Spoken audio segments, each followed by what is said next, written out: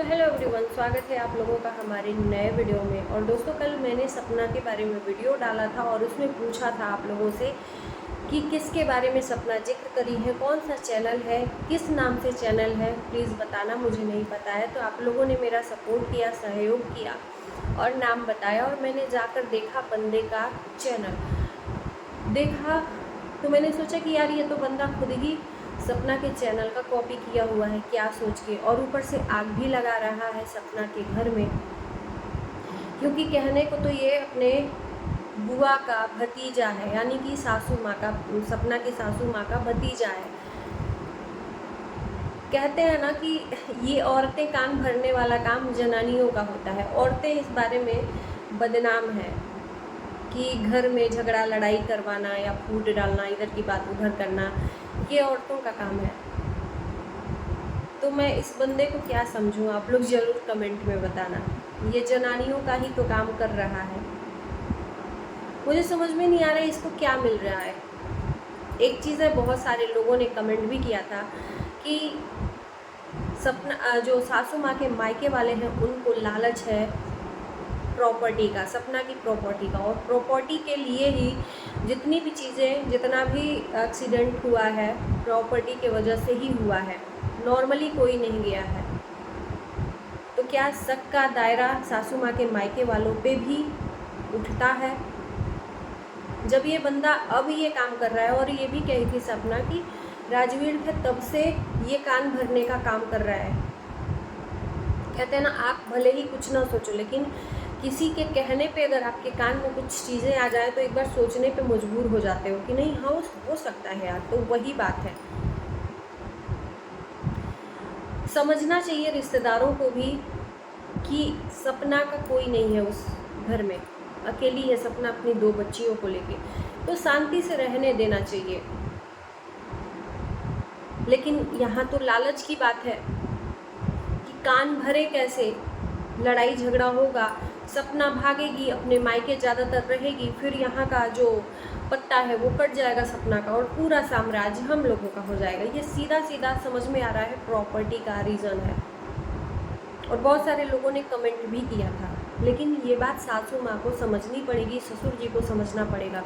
सिर्फ सपना ही क्यों समझे, हर बार सपना ही क्यों समझे? समझ के मुझे लगता है कि 1-1.5 साल उसने बिता दिया समझते समझते ही, अपने ससुराल को समझाते ही कि मैं कहीं नहीं जाने वाली हूँ, मैं आपके पास में ही रहने वाली हूँ, आप लोग टेंशन मत लीजिए। लेकिन सपना का क्या, उसको क्यों नहीं समझ रहे हैं लोग कि ये बहू है हमारी, ये हमको कहीं छोड़ के नहीं जाने वाली है। तो इसको क्यों ना बच्चे जैसा प्यार दें, अपने बेटे जैसा प्यार दें। अब तो कुछ नहीं रहा, सब कुछ हो गया। बुरी है तो अच्छी है तो जो भी है सपना ही है उस घर में।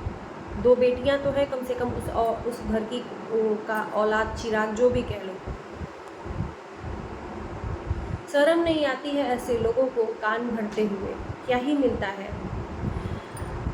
मैंने भी देखा इस बंदे का वीडियो, उसमें शुरू में ही छोटा सा क्लिप है, उसमें इसने बोला था कि सच्चाई, कमेंट का जवाब अगर हम देने लगे, कमेंट का शायद जवाब देंगे, टाइम आने पे सबका जवाब मिलेगा। डायरेक्ट इनडायरेक्टली बोला है, नाम तो नहीं लिया है, लेकिन अब इस बात को ज़्यादा से ज़्यादा सपना समझती है कि ये बंदा है किसका, कैसे, किस मिजाज का। हम लोग तो जानते नहीं हैं। हम लोग तो अगर सपना नहीं बताती तो हम लोग ये नहीं जान पाते कि ये सपना के लिए ही बोला जा रहा है। हम लोग सोचते कि कोई और भी होगा, क्योंकि इनडायरेक्टली बोला जा रहा है बिना नाम लिए हुए। ना ही सपना की ससुराल वालों का जिक्र है, ना ही सपना का। तो कहते हैं ना, जो इंसान फितरत जैसी रहती है तो उसके साथ में रहने वाला इंसान समझ जाता है कि वो इंसान किस मिजाज का है। तो सपना अच्छे तरीके से जानती है, समझ गई कि पॉइंट क्या बोला जा रहा है। तो सही बात है, सपना ने जो बातें रखी कि उस टाइम पे आप 1 महीने तक तो आपका वीडियो भी नहीं आया, वीडियो जिस चैनल से आपने वीडियो डाला, कहाँ सोए हुए थे? जो झोलमाल हो रहा था, सपना ने सच्चाई बताई थी अपने सास की, तो उस टाइम पे कहाँ थे कि झोलमाल अब बता रहे हो?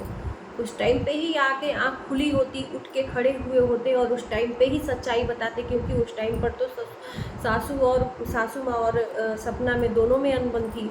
सपना चली गई थी मायके, हथौड़ा मार देते, लोहा गर्म था, आ जाते तुरंत अपने बुआ के पास सिंपैथी गेन करने के लिए, कंधे पे सर रख के बता देते कि बुआ जी मैं तुम्हारे सपोर्ट में खड़ा हूँ, जो भी हूँ मैं ही हूँ। कितने पाप का काम कर रहे हो। और इतना ही अगर क्षमता थी तो कमेंट बॉक्स ऑन करते तो लोग सपना को जवाब देने की ज़रूरत ही नहीं पड़ती, जनता जवाब आपको भरपूर दे देती। क्योंकि एक इंसान को उतना ही गिराना चाहिए जितना वो बर्दाश्त करे। जब उसके बर्दाश्त का सीमा क्रॉस हो जाता है तो फिर भूचाल आता है, और ख़ास करके एक सताई हुई औरत को और एक विधवा औरत को। ये शब्द भी कहने में शर्म आती है, लेकिन ऐसे लोग हैं कि ये शब्द को बार बार रियलाइज़ करवाते हैं कि नहीं, तुम हो, तुम अकेली हो,